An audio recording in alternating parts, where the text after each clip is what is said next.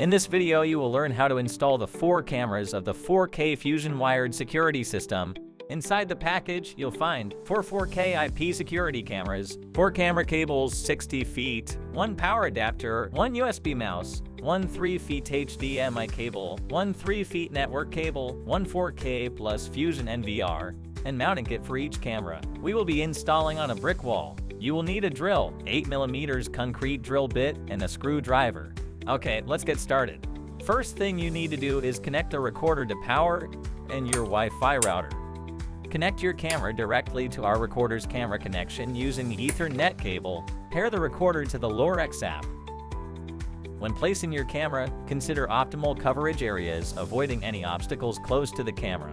Install it in a secure location, away from potential tampering, for example, under a shelter. Drill a hole and surface through the wall.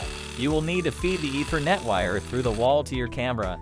Connect the camera directly to the Ethernet extension cable, feeding the wires through the wall from the connection of the recorder.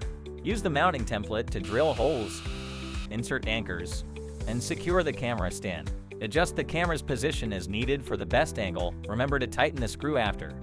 And there you have it. Proceed with these same steps for the other cameras.